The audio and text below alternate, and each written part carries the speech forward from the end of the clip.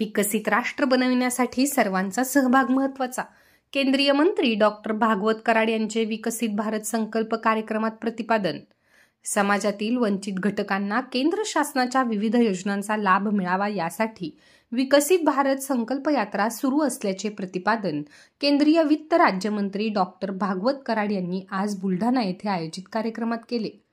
यावेळी आमदार संजय गायकवाड, आमदार श्रीमती श्वेताताई महाले, जिल्हाधिकारी डॉक्टर किरण पाटील, मुख्य कार्यकारी अधिकारी श्रीमती भाग्यश्री विस्पुते, माजी आमदार सर्वश्री चैनसुख संचेती, विजयराज शिंदे व्यासपीठावर उपस्थित होते.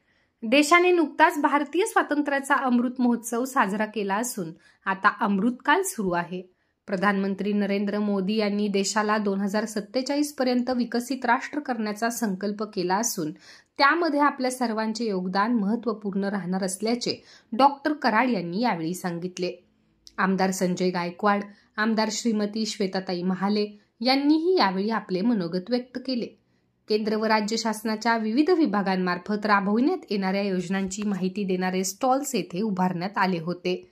या स्टॉल्सला भेटी देत डॉक्टर कराड यांनी लाभार्थ्यांशी संवाद साधला.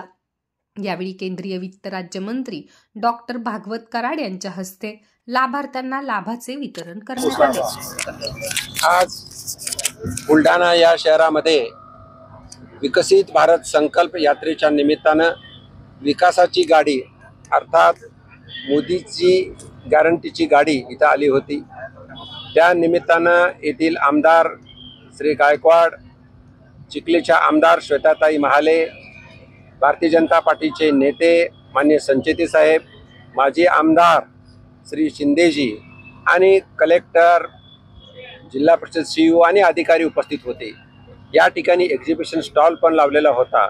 या माध्यमातून गरजू लोकांना ज्या वेगवेगळ्या केंद्र सरकारच्या स्कीम्स आहेत त्याची मदत मिळावी आणि त्यांचं 100% सॅच्युरेशन व्हावं म्हणून या ठिकाणी जनसभा घेण्यात आली.